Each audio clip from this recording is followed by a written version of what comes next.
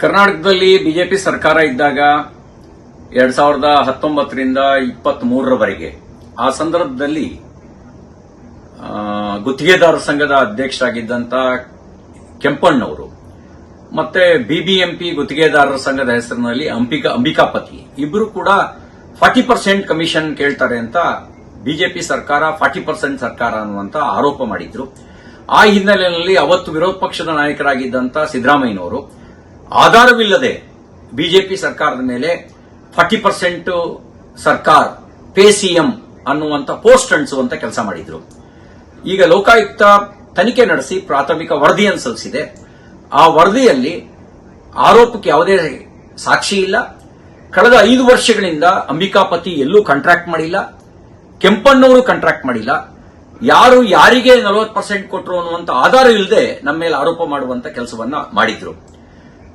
ಮಾನ್ಯ ಮುಖ್ಯಮಂತ್ರಿಗಳು ಮತ್ತು ಉಪಮುಖ್ಯಮಂತ್ರಿಗಳು, ನೀವು ನಮ್ಮ ಮೇಲೆ ಸುಳ್ಳು ಆರೋಪ ಮಾಡಿದ್ರಿ. ನೀವಿಬ್ರುವೆ 40% ಸರ್ಕಾರ ಅಂತ ಹೇಳಿದ್ರಿ, ಭ್ರಷ್ಟಾಚಾರದ ಆರೋಪ ಹೊರಿಸಿದ್ರಿ, ನೀವು ಯಾವುದೇ ಸಾಕ್ಷಿಯನ್ನು ಒದಗಿಸೋದ್ರೊಳಗೆ ವಿಫಲರಾದ್ರಿ.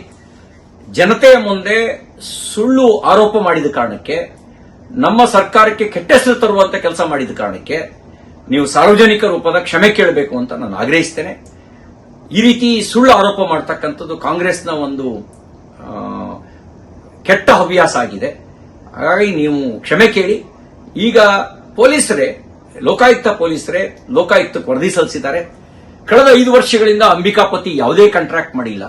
ಕಾಂಟ್ರಾಕ್ಟರೇ ಮಾಡದೇ ಇದ್ದವನು 40% ಅಂತ ಆರೋಪ ಹೊರಿಸ್ತಾನೆ ಅಂತ ಹೇಳಿದ್ರೆ ಇದ್ರ ಹಿಂದ್ಗಡೆ ಕಾಂಗ್ರೆಸ್ ಪಾರ್ಟಿಯ ಟೂಲ್ ಕಿಟ್ ರಾಜಕಾರಣ ಇರೋದು ಸ್ಪಷ್ಟ ಆಗುತ್ತೆ. ನಮ್ಮ ಸರ್ಕಾರದ ಮೇಲೆ, ಬಿಜೆಪಿ ಸರ್ಕಾರದ ಮೇಲೆ ಕೆಟ್ಟ ಹೆಸರು ತರಬೇಕು ಅಂತಾನೆ ಈ ರೀತಿ ಒಂದು ಷಡ್ಯಂತ್ರ ಮಾಡಿದ್ದೀರಿ ಅನ್ನೋದು ಸ್ಪಷ್ಟ ಆಗುತ್ತೆ.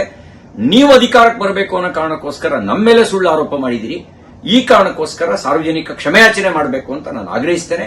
ನಿಮ್ಮ ಸುಳ್ಳು ಆರೋಪ, ನೀವು ಯಾವ ರೀತಿ ಜನರಿಗೆ ತಪ್ಪು ದಾರಿಗೆ ಎಳೆದಿದ್ದೀರಿ ಅನ್ನೋದು ಸ್ಪಷ್ಟ ಆಗುತ್ತೆ. ಹಾಗಾಗಿ ನೀವು ಕ್ಷಮೆಯಾಚನೆ ಮಾಡಬೇಕು ಅಂತ ಆಗ್ರಹಿಸ್ತೇನೆ.